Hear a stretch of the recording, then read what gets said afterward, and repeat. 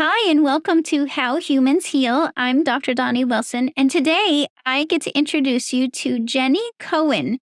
She is an outside in recovery coach, and I'm so excited for this conversation. Thank you so much for being here today, Jenny. Thank you so much for having me. Oh my goodness, it's going to be fun, right? Because you and I have a lot in common in that we both love movement, and I definitely see movement and dance as part of my medicine. It's one of my best medicines is dance. I've been dancing most of my life. So I'm excited to connect with you about that and share with the audience and listeners what is that about dance and movement that's so healing, and what have you discovered along the way? Also, you and I both love animals and cats specifically, so maybe we can even touch on that, how animals can be so healing. So anyway, tell us more about what is an outside-in recovery coach? What is it that you do, and how did you start doing that in the first place? The secret to dance is that it is this therapeutic modality. And even though there's only recently been more research about it, we actually are instinctively drawn to it because it puts you in your body. It puts you in the present. When I was a little girl, we immigrated to the States when I was 6. And I went from a country where I was the majority. Everywhere I looked, people looked like me, right? And then at 6, we came to this country and I didn't speak any English. And my parents just stuck me right into first grade. So they're like, here you go. Yeah, welcome to America. And so I learned, I made friends. I was very lonely for the first 3 years. And then I finally convinced my parents to put me in a ballet class, about 3rd or 4th grade. I loved that class. I felt so present and safe. I loved to dance. The tutu, the little pink outfit, everything. And then, unfortunately, I was the only child whose parents didn't come to the little recital in the studio because they're newly immigrated to the States, even though they're professional people in Taiwan, in Taipei, exactly the capital. When they came to this country in the 1970s, early 70s, they owned a restaurant. And so that means dinner hour is very, very, gotta be there. There's no one to take over for your company. And the lesson I learned, though, was how important and how safe I felt in that studio. Fast forward throughout college, all the way through to once I became a mom of fraternal twins through in vitro fertilization. They were a miracle baby, so I poured my heart into them. And I got no breaks. So those of us who are moms, you get so involved with your kids, you forget who you are. And to this day, I still remember the story that people told me when I first walked in. I hadn't showered, honestly. I had a baseball cap, sweatpants. Yeah. And I walked in with this curved posture because I was chasing twins around the house for, they're almost 4 years of this. And I also breastfed. So it was like, breastfeeding, like internal. And I walked into this belly dance class. And it was as if I opened up like a flower. My posture opened up. I remembered what it's like to be in my body before marriage, before being a wife, and I wasn't a daughter. I was a woman. And it also brought me to the present. Once you have kids or any type of even pet babies, you worry about them. It's like a little piece of your heart is now outside with no security, right? And so we're thinking, how do we keep them safe? We're coming up with all kinds of plans. There's pet insurance. We have over, $7 million of insurance for our kids in case something happens to us, right? So we are really over planners. The belly dancing from a very early age of my children's childhood helped me be safe and let go of the past and stop planning for the future. I could just focus on how my body felt. And I would dance and come back and be rejuvenated. That's how that started. It's like a meditation. A lot of times what I find is like because when I'm dancing, I can only really be focusing on that. It's hard to focus on anything else if you're really paying attention to your body position and your movement. And you're reminding me, actually, I did go to a belly dancing class a few years ago. And it's really such an amazing, because it's not like you just go in and start doing belly dance. You're really doing this connection with each part of your body and how it moves. And like you said, it gets you out of your head and into your body. And in like a movement meditation for at least an hour, however long the class is, and so you can go back to your real life. If we think about, even though we're learning it in a culturally removed setting oftentimes, the cultures that this movement format comes from are women who endured. That's amazing. It gives they me goosebumps. endured, right? And so we are borrowing from that way of still being present, aware of how life is precious and you only have the present. And that's what we have to, when you're in it long enough, like I started really I dove a lot into the culture aspects of it because, belly dancing itself is called many different names in many different countries. There is one prevalent thing is that it is a dance of celebration. It's also a way to grieve because I'm Jewish faith by faith. I'm Jewish faith by choice. And there is a very important thing that I loved about the Judaism thing because my husband's brother passed right before we got married. And there is a celebration of life and the acknowledgement of goodbyes, correct? And dance is very much like that. We still have to dance. We're in the middle of this coming out of this pandemic where we lost so many people. And a lot of people are still grieving. The culture that this dance form comes from, they dance throughout that.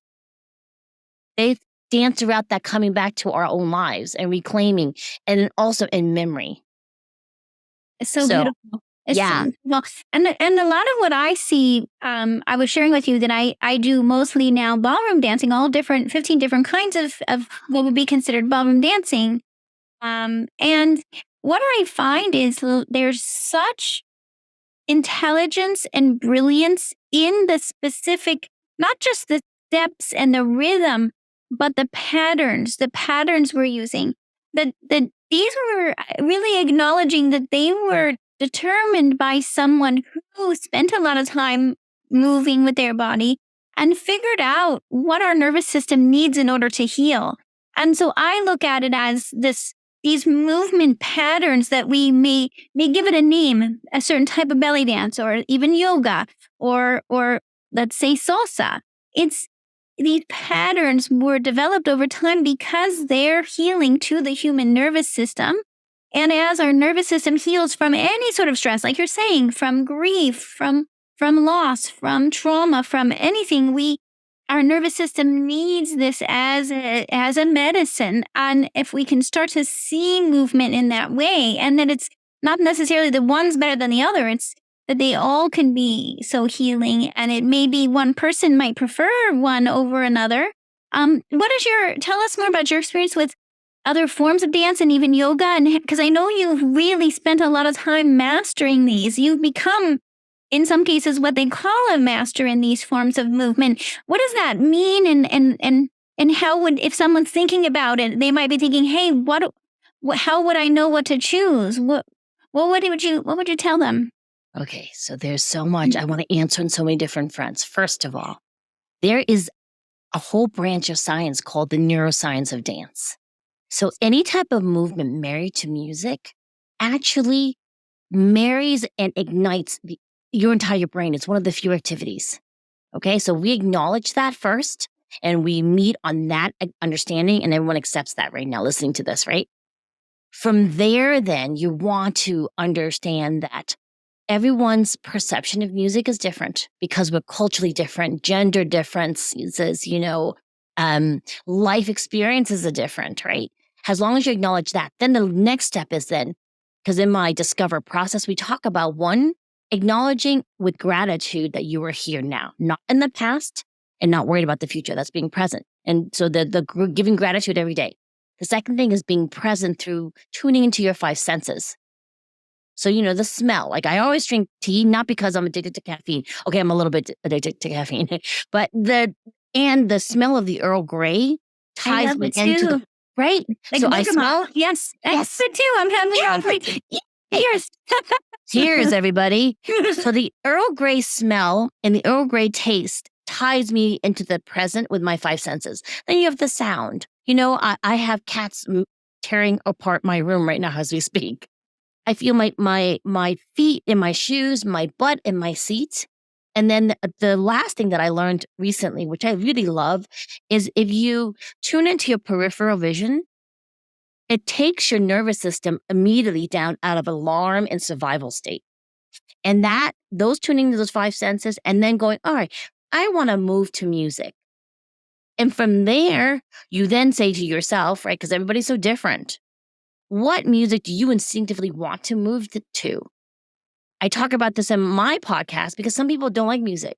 They love the sound of birds. And you have a bird song and they're swaying because everyone's neurology is a little bit different.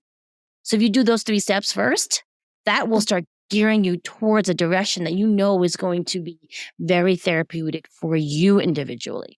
For me, it's hip hop music and belly dance. There are a lot of polyrhythms in the format of belly dancing itself. I used to take hip hop with young babies. Like in my 20s and 30s, I discovered hip hop in New York City. And I would be taking classes with 18-year-olds who study dance. And my class they were in was their warm up. It's a 90-minute class back in the day. And I'm like, yeah, man, a warm up, right? And yet, over time, when I starting the belly dancing and the polyrhythms, because I could hear all the complicated rhythms, and you know this from your ballroom dancing, the music is so different, right? And the accents you have to hit, it made my hip hop better. So I was even sharper and cleaner after that.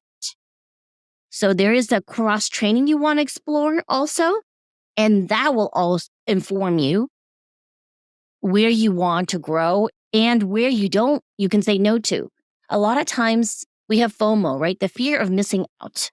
And that will sometimes get us into trouble. Sometimes, like me signing up for this interview with you, that works to everyone's advantage. And at the same time, you want to sit in your body before you explore things. Because for every one of my decisions now, I'm almost 55 in July. I now will sit in my body and go, is this for me right now? And the answer is yes. I'm full steam ahead. My very thick program. I'm picking up 2 neonatal kittens on top of launching my book and my program and dancing on 3 different productions this month. Amazing. Right? And if my body goes, no, I go, okay, no, thank you. Not, let's try again with this thought or this newfangled music dance thing I might want to try. Next month, I'll revisit it. Yeah. Yeah. And I love that because as you said earlier, when we're busy, whether as a mom, as running a business, launching a book, we get busy and we lose ourselves. We lose track of what is it that I really feel? What is it do I even like music, and which music would I pick? We're so much listening to music that someone else wants to listen to. So maybe even just starting there, even just kind of reconnecting with yourself and saying, hey, if I could listen to any music, what would I listen to in this moment, in this situation? And that might be different than what you might listen to in a different situation. And just starting to play with that a little bit and open up those possibilities, right? And then start to go, okay, how would I want to move to this music and almost create your own experience? Oh, yes. You want to tailor your own journey using music and movement. We have different needs depending on our settings. If you've read the book 5 Love Languages, which I first picked up when I was homeschooling my children, and the first version was the 5 Love Languages for Children. And I figured out, oh, wow, my kids have 5 love languages. I have to fulfill all of them. So then they don't act out when they're little, right? Because I was homeschooling them. So I homeschooled them all the way up to college. And we made sure their 5 love languages were always being expressed to them so their love tank was full. However, now I'm learning, because I also apply that to my husband and I. That's why we're going to celebrate our 30th anniversary in June. That's amazing. Thank you. As you mature and change in your life, your love languages will change. That's 1. 2, depending on the setting you're in, your love languages may change also. So then when you're using music and movement to be very present in those different roles, because let's be clear, right? We're never one person. We're different people in different settings. If you apply what we're talking about to those different settings, it feels compartmentalized, and it's not. Because what happens is it starts to overlap and it keeps you very present. We're entering a stage where everyone's acknowledging we all make ripples in our own settings, right? You make ripples, I make ripples. Every single person listening to this podcast, they have their own ripples. And some people are like, no, I don't talk to nobody. That's not true.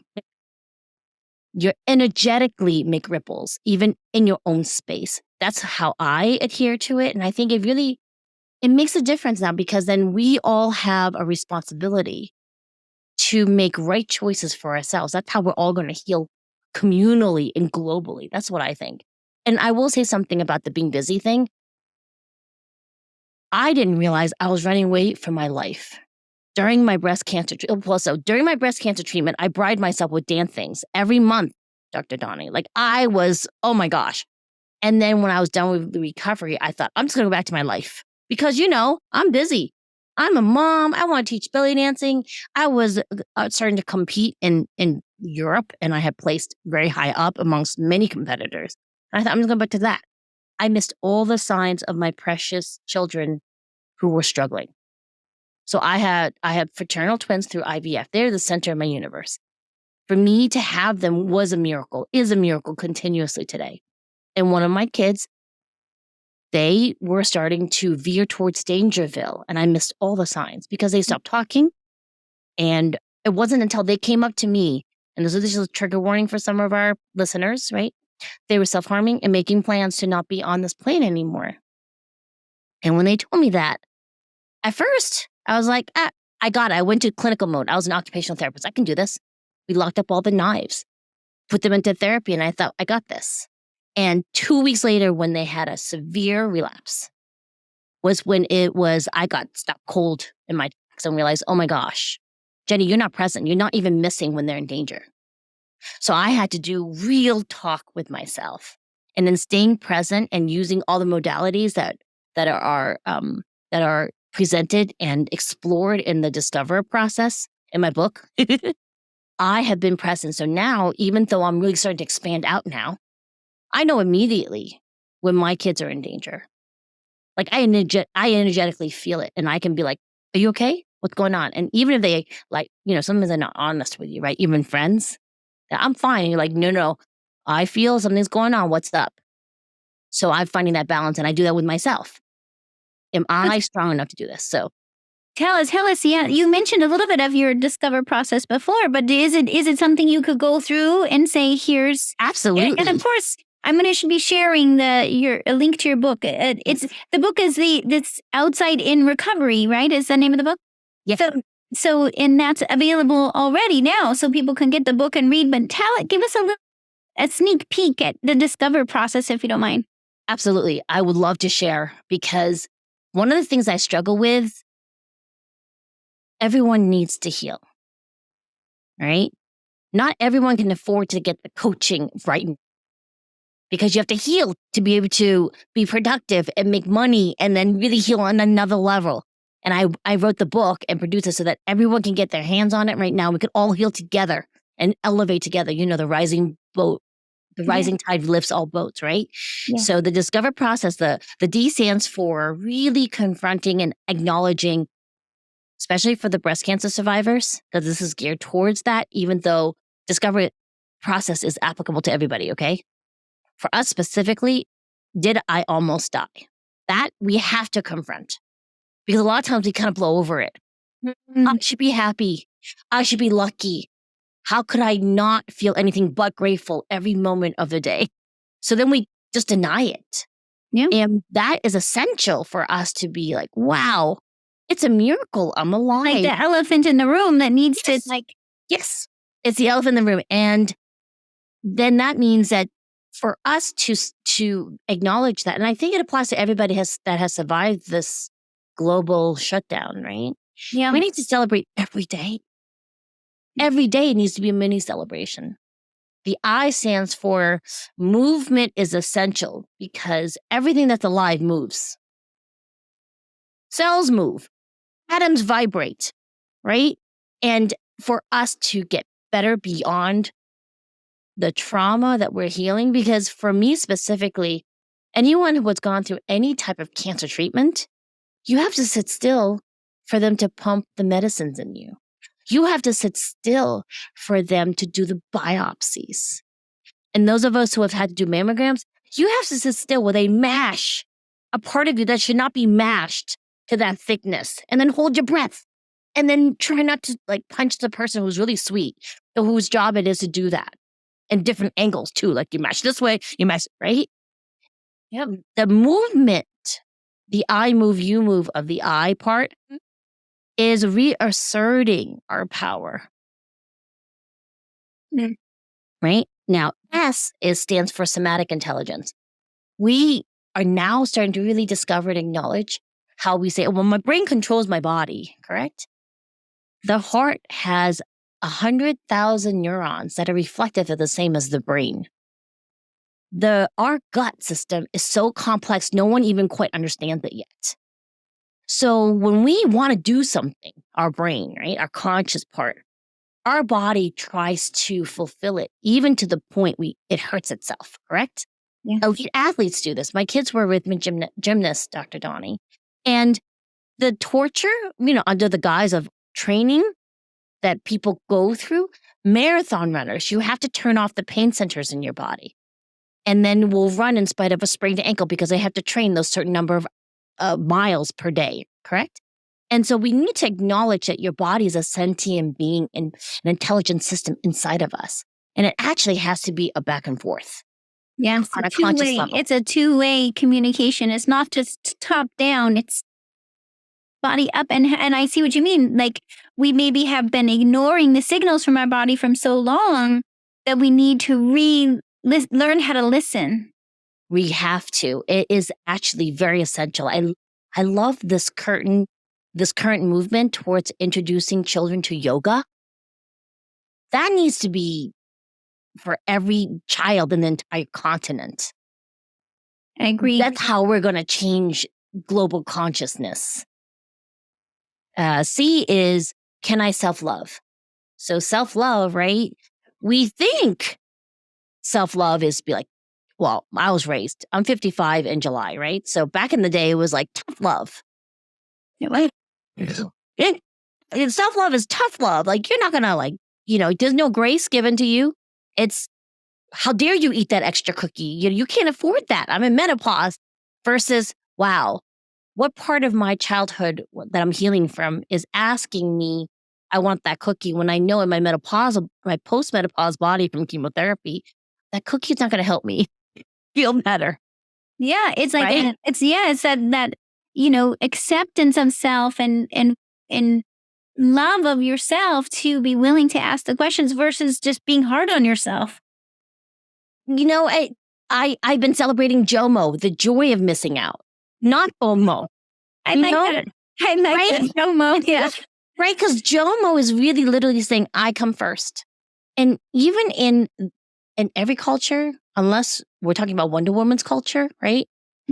We are all expected to be caretakers more than self-caretakers. So we have to caretake the whole world first before we're allowed to take care of ourselves to the point that we get depleted, right? It's no. Then how do we teach our children how to care for themselves and say no? Boys and girls and everything on the outside of those spectrums. Absolutely. Right? Yeah, we can't do both. We can't be not taking care of ourselves and then trying to teach our children to take care of themselves. It's not going to make sense to them. Our behavior doesn't match our words, and that exactly. O is for organic rage. So if any of us have had childhood, which we all have had childhoods, right? Unless you were lucky enough to have parents that could handle anger, we bottled up anger all the way to our adulthoods. There's no healthy way to express it. And you know that saying, if you eat poison expecting it to kill your enemies, right? You end up just poisoning yourself. That's what anger is like.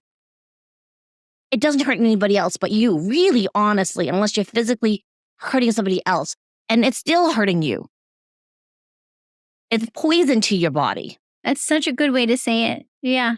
Right? And so the organic rage of having had cancer, being survivors in this pandemic, that has to be expressed and then released. The acknowledgement is super important because there's parts of me from childhood that even though I have loving parents, there were situations that was out of their control. But you can't explain that to a 3-year-old or a 4-year-old. There's rage from there I carried with me 50 years that needed to be expressed, that I know inherently in my bones. It was a vital part of me getting breast cancer all the way through now. So it's important to release that. I don't want my cancer to come back. It ain't coming back. Sorry, we got things to do. Yeah.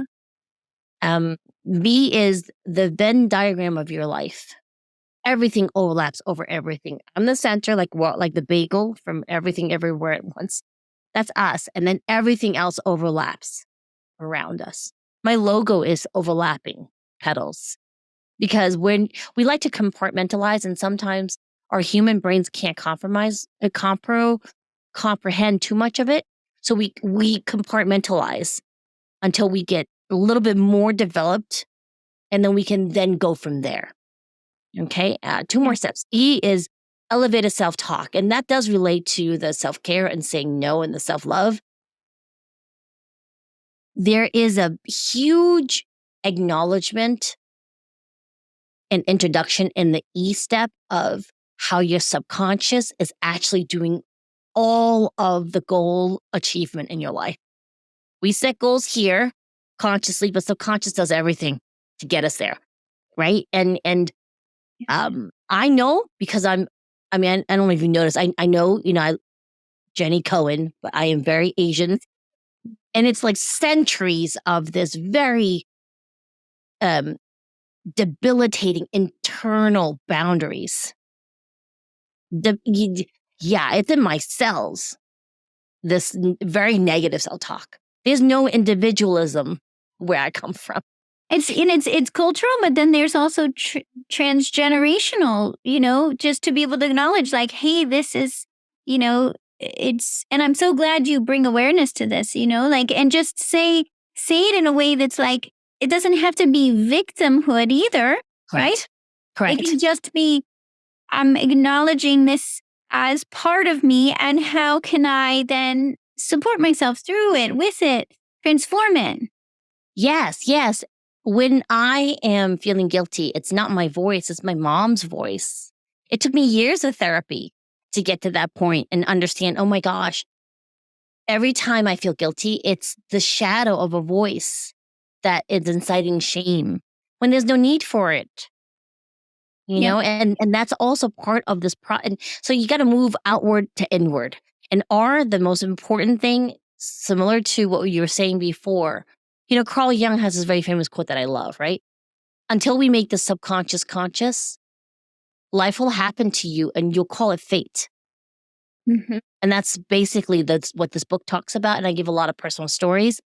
I just think that this is essential for everybody to do. Like, even if you have never had cancer, you want to do this because prevent cancer. Big time. I think so. I really do.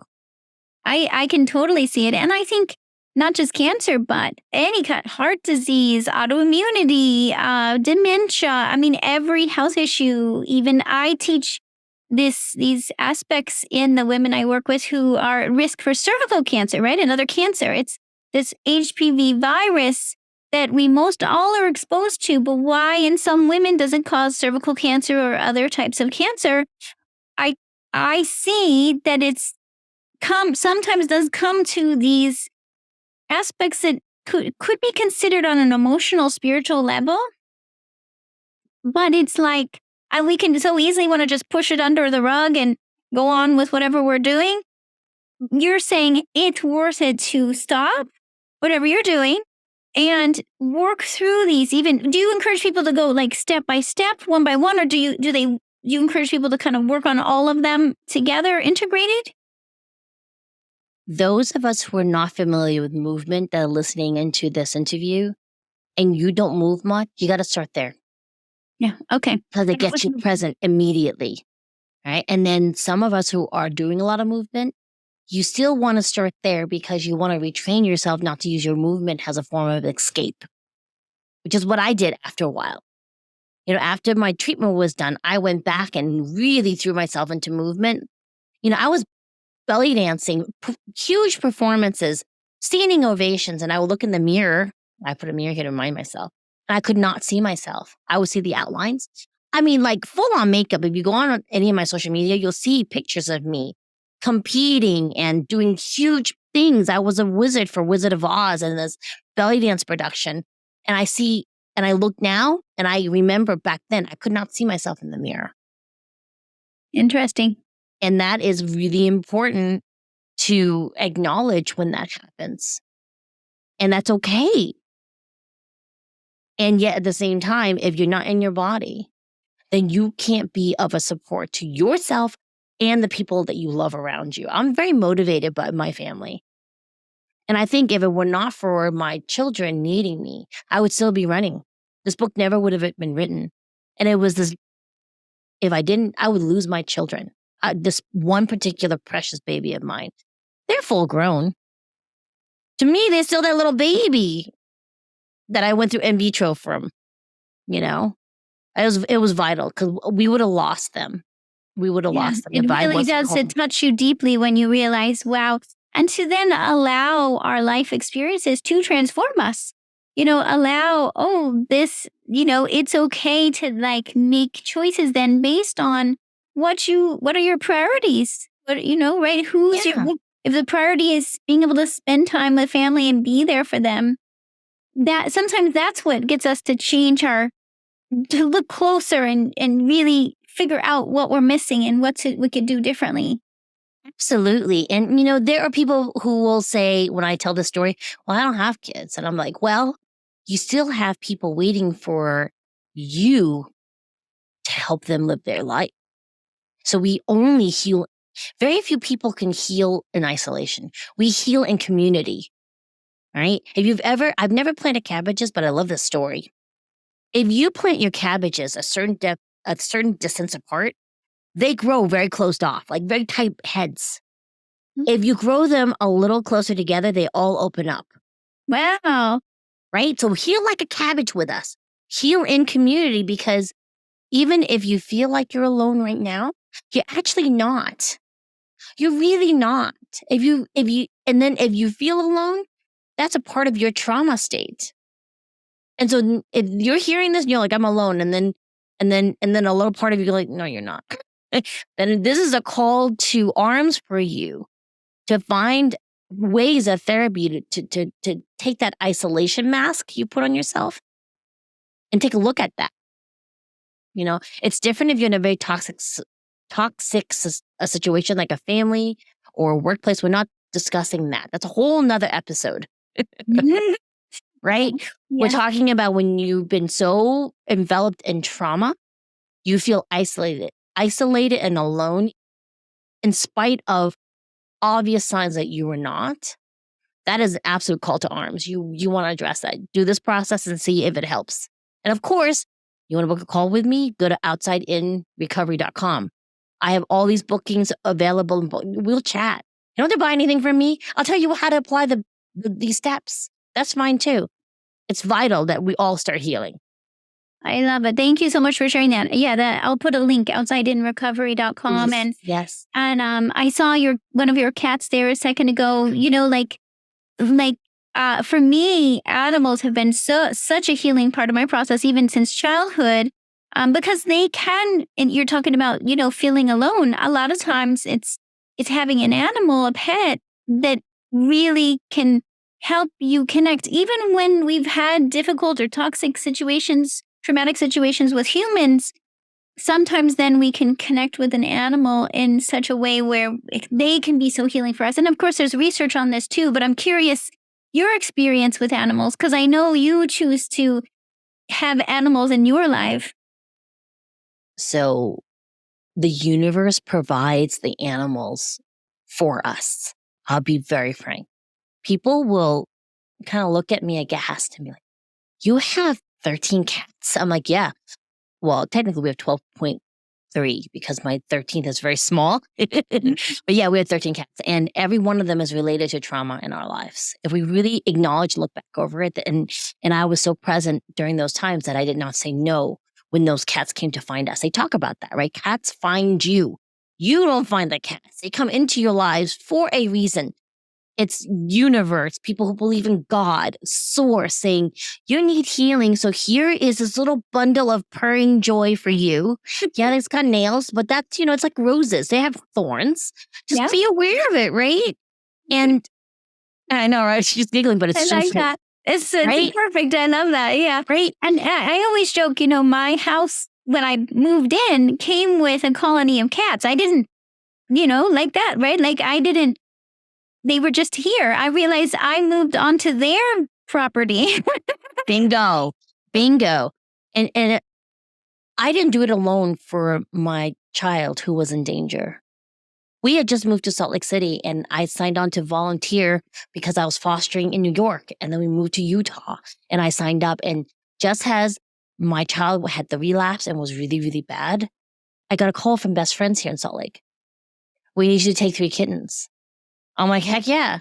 And when the babies are very small, you just feed them every 2 hours. You wake them up, stimulate them, clean them, feed them. They fall asleep again and they would purr.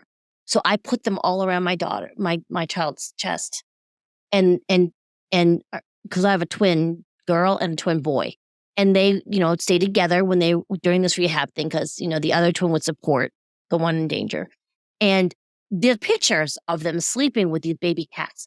We kept one of them. His name is Apollo. He's this white Siamese mix, blue eyes, and he's become the emotional support. That was the first one we kept for that. And so in caring for the cats, to relate back to people who feel they need to find a calling, in caring for a pet, and that's been part of the rehab too. First, you got to take care of yourself so you can take care of your pet. Because if you don't take care of yourself, you can't be there. You can't figure out pets and animals don't tell you, I have a tummy ache. You have to intuitively, energetically feel, what do they need? So it gets to the point that both of my kids will know instinctively what's going on with the cats themselves because they're so in their bodies. And they get in trouble too, right? When they don't take care of the pets. And it usually happens when they don't take care of themselves. And it's this avalanche snowball effect, correct? So my encouragement would be for people who can't have pets, because some people, I'm allergic to cats and dogs. Okay, there are a lot of nonprofit people raising pets like Dr. Donnie, and there's a man in Turkey saving injured animals off the streets, and he has a Patreon account. You can support those people in that way. And it's not for nothing.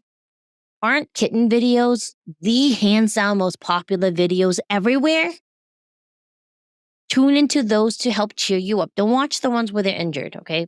Don't do that. If that's some of us, that actually makes us more sad and trying to disassociate more. Look at the cute little kitty videos and then use that to bring you to the present.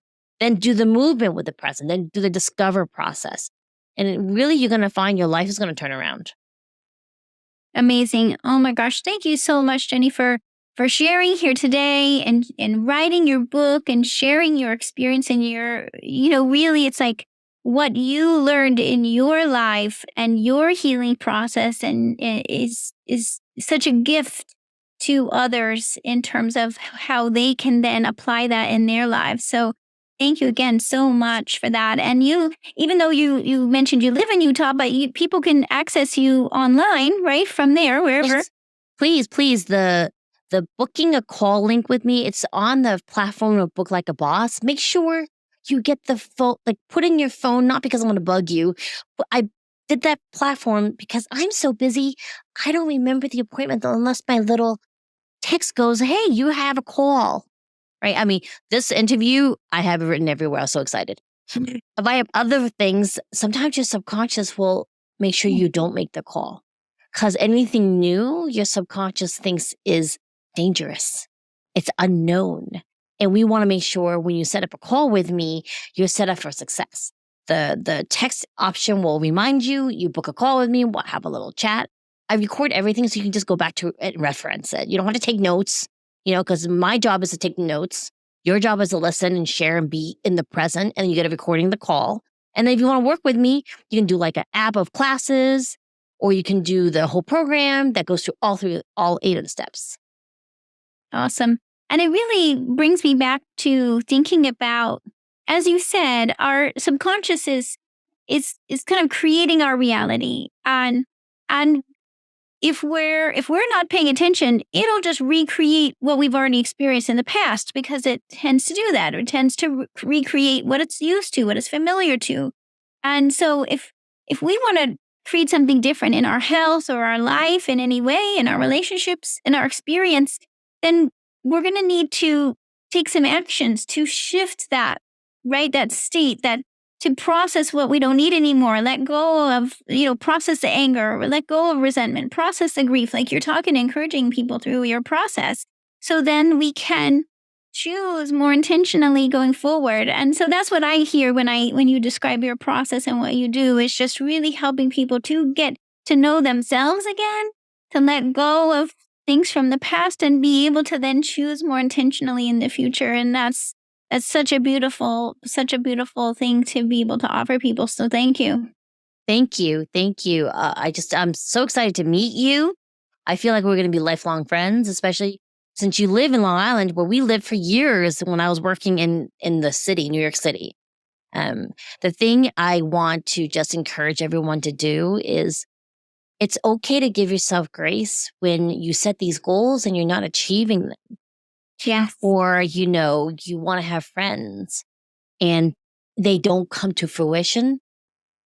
Oftentimes that's relating to this unrecognized script you come up with to survive your life. And our goal is for you to find that script, change it so that it works to your benefit so you can thrive. I meet a lot of people who are go-getters and they're out there and yay, I'm cheering you on. And then there's a lot of us who set all these goals and nothing actually takes off. Why isn't that happening? Right? And so you want to start looking, well, maybe I want to work with someone or at least this is a really cool thing that our therapist did. If you're right-hand dominant, you get 2 different colored pens and you ask yourself a question. And then you answer it with your non-dominant hand. Now, sometimes you can't read the writing. That's okay. Over time, it becomes more legible. And then you can ask yourself, do I have a script? What does your left hand say? Because sometimes it can be very honest. It depends on what level you are at. If you do the dancing movement, being present, and then ask yourself questions, I think you're going to be surprised at some of the answers that you weren't aware of that your subconscious will answer for you. There's another thing called soul cards. Like you can put yourself in that 5 senses present state and then think of one question you have and then start collaging it and put it on a little card. And then look at it and see kind of like what subconscious thoughts, like what thoughts you don't normally, just look at it and go, what does this have to tell me? And you'll start getting thoughts and feelings that will answer you regarding that thing that you were collaging about. So amazing, right? The information's there, but we just need to know how to access it for ourselves. And then, because then once we have that awareness, then we can work with it. We can transform it. Yes, yes. I used to think a lot of times when I was younger, when I first started belly dancing, I loved the community. And then as you get more enmeshed into it, personalities come out, right? And people, there were a lot of instructors where their whole entire paying their rent is actually associated with their classes, right? So, that shifts it a little bit when you're a business owner when it comes to dance, that overlap. And I worked in occupational therapy, so it wasn't something I relied on. It was this awakening, a form of living prayer for me. And there would be misunderstandings, right? And for me, it'd be like, oh my God, nobody likes me. What did I do? And over this whole discover process, I can look back now and go, wow, Jenny, that had nothing to do with you, 1.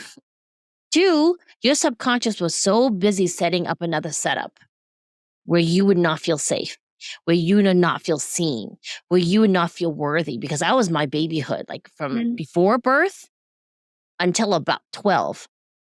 That's how I felt. That I never acknowledged until maybe the last 5-6 years of intensive therapy and working on quantum physics and letting the trauma out of my body through yoga, that I realized, wow, I was just reinventing that script in every setting. And really the only common denominator was me. You start to realize, you're like, what am I doing to myself? right? And I was really lucky. I met a man that loves me and adores me and supports me. I mean, he gets a lot back too. So it's been this giving of both sides. And we put together this beautiful family, and we went through in vitro because my husband had cancer. So, we had to go through that for that. And then we ended up being able to homeschool them. And so I've been changing the script a little bit, but certain things like the belly dance community, I could never feel community until I did this healing. And this shifted the whole perspective for me. So now I'm doing it again from this very healed state. And it's phenomenal because, Be different. right? You will attract what your subconscious thinks you need. So if your subconscious thinks you need to stay feeling unworthy because that's safe and known, no matter how much your conscious will go, I want friends, your subconscious will still keep setting up that old setup because that's what you know, right? Versus, oh my gosh, wait a minute, what do you mean I can actually make real friends? Like real friends. That's kind of scary, right? And your subconscious goes, yes, it's scary. Let's not do that. So be more in your body and then do more of this type of work. You don't have to do it with me. Anybody that does neuro-linguistic programming, I would just ask you to do it with people that are more trauma aware.